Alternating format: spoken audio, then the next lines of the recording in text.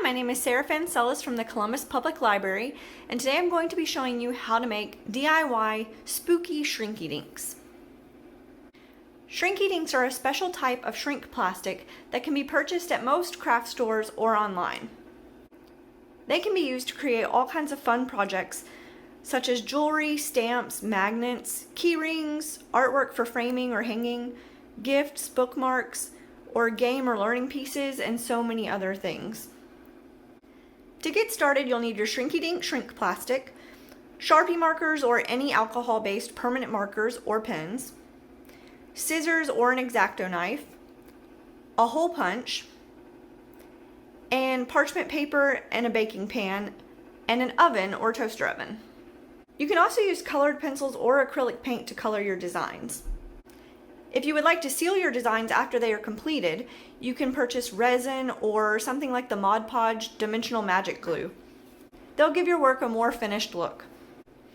You can draw out your designs directly on your shrink plastic, or you can do what I did, which is draw out some designs on a regular sheet of paper so that you can then trace them and reuse them over and over again.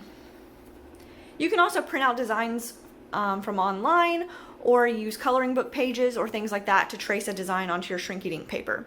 You can also use stamps, or you can just go for it and draw it on your own freehand.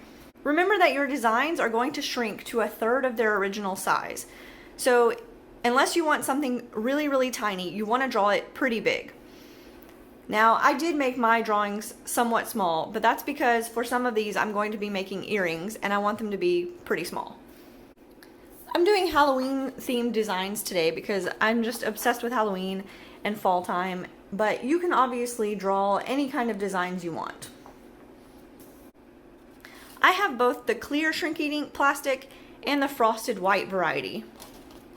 They both work great. The only difference is that the frosted white isn't completely transparent, so you can get different kinds of designs.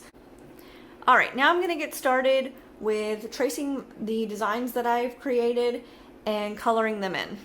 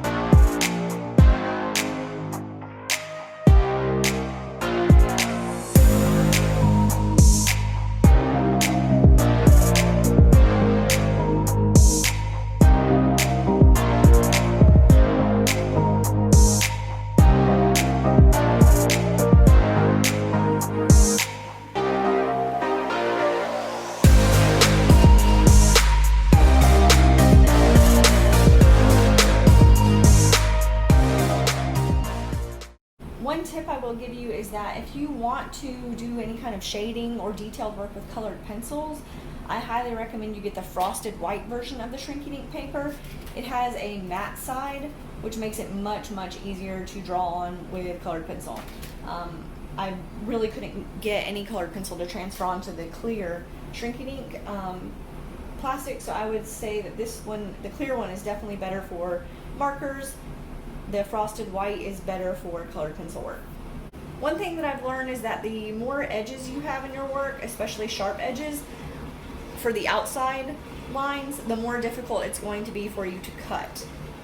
And also sometimes while you're cutting, the shrink plastic will break, So I try to work quickly and not invest too much emotionally in my Shrinky Dink work, because there is a chance that I'll have to redo it or just lose it.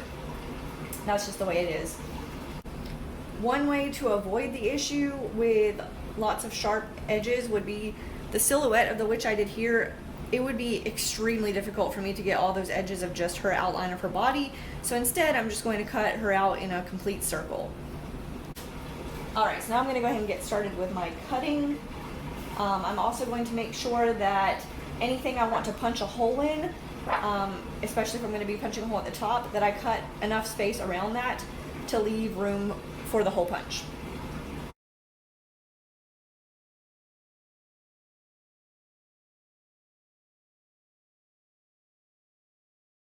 Try to make sure that once you've cut all your Shrinky Dinks, that you keep them face up. So whatever side you've colored on, you want to leave it face up to help you remember, because when you bake them in the oven, you want that colored side face up. That's what it says in the instructions. I don't know how important that is, because I have accidentally placed mine face down before in the oven and they still turned out okay. But yeah, if you can, try to make sure you keep them organized, keep them all face up so that you don't forget.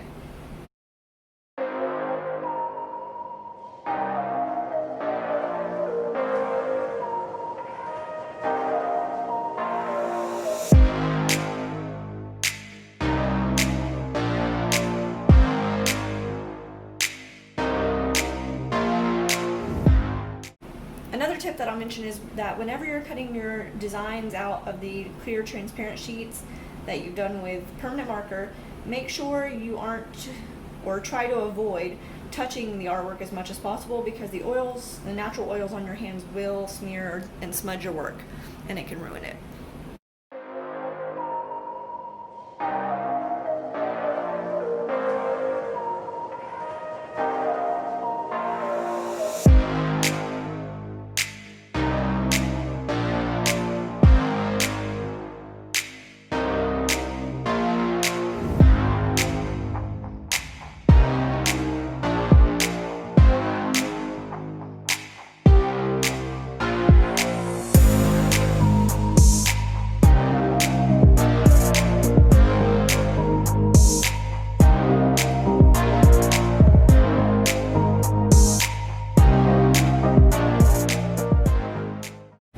Alright, now that all my designs are cut out, I'm going to go ahead and punch holes in any of the ones that I want holes in. You definitely want to make sure you do this before you shrink them, because once they're shrunk, they'll be too hard and too small to fit a hole punch through. So you want to do it before so that the hole shrinks with the design.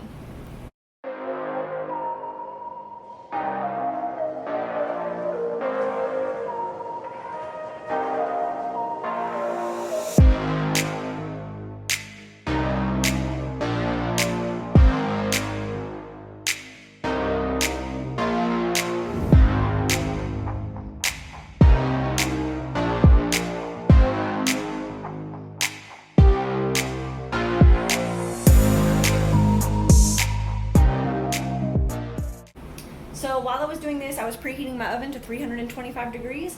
I'm going to go ahead and spread these on some parchment paper on a baking sheet and pop them in the oven.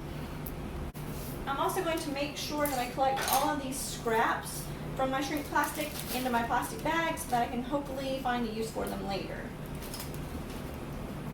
Alright, so my oven is preheated to 325. I've spread out all of my designs onto some parchment paper, and I've tried to make sure that I give them a little bit of room, so they're spread out a couple inches apart. And I also creased down the parchment paper on this edge because I want to try to make sure they're lying down as flat as possible. Alright, so I'm going to pop them in the oven, and they're going to bake for anywhere from 1 to 3 minutes. So you're really going to want to keep a close eye on them because they shrink pretty quickly. Mine usually take closer to the 3-minute mark. Alright, so let's pop them in and then we'll watch them shrink. Okay, so unfortunately my phone ran out of space, and the first video that I filmed of my Shrinky Dinks actually shrinking in the oven did not save. So I quickly threw together some little daisy earrings for my sister, and I'm going to go ahead and pop those in the oven just so you guys can see them actually shrink, because it is really cool. In my opinion, it's like the most exciting part of doing this. Alright, so let's give this a go.